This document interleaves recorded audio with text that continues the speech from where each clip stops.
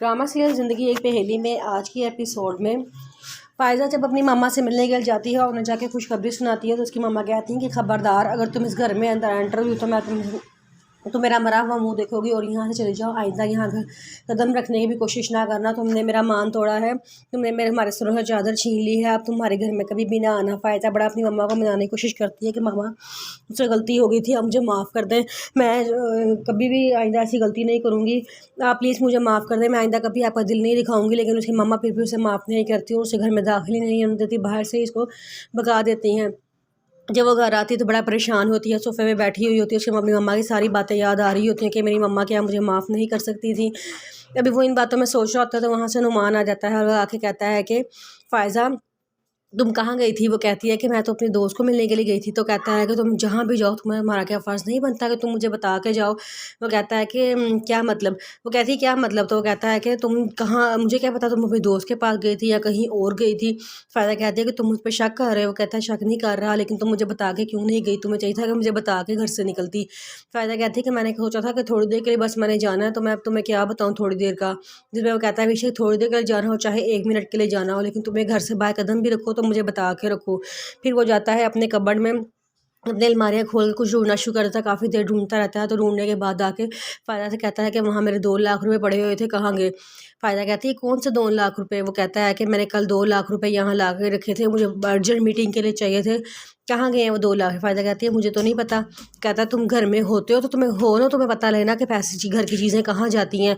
तुम घर से बाहर रहती हो, इस कमरे की ज़िम्मेदारी तुम्हारी है, मेरी हर चीज़ की ज़िम्मेदारी तुम्हारी है। तुम्हें चाहिए कि जो है ना मेरी चीज़ों का ख्याल रखो। तुमने मेरी चीज़ों का ख्याल क्यों नहीं रखा? 2 लाख रुपए कहाँ गए? ज़मीन निगल गई क्या आसमान खा गया? जिस पे वो फ़ायदा कहती है कि तुम मेरे पे शक कर रहे हो, बहुत गलत बात है ये, मैंने कहाँ कहाँ रखने हैं तुम्हारे पैसे? दूसरे कमरे में उसकी मामा और ये कंज़ा बैठे होते हैं। उसकी कंज़ा कहती है मामा आपने मुझे क्यों इमरजेंसी में बुलाया है, क्या ऐसा हो गया है जो आपने मुझे घर से बुलाया है? तो उसकी मामा कहते हैं कि बस तुम देख लो, ज़ायरा के इस घर में आने और फ़ायदा के घर से जाने की मैंने पहली बुनियाद रख दी है। थोड़ी देर तुम्हें खुद ही पता चल जाएगा कि क्या होने वाला है। इतनी देर में नुमान के फ़ायदा के चीखने चिल्लाने की आवाज़ें आना शुरू हो जाती हैं।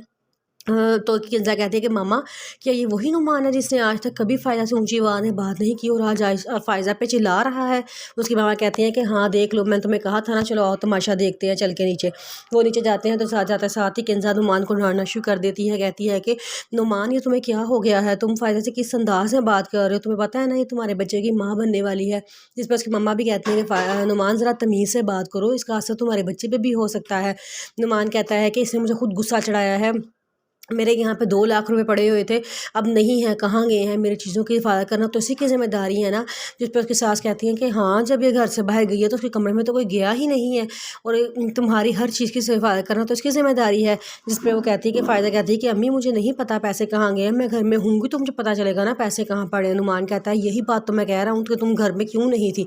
तुम्हें घर में होना चाहिए था, कि तुम घर में होती तो तुम्हें पता होता ना कि तुम्हारी चीज़ें कहाँ जा रही हैं।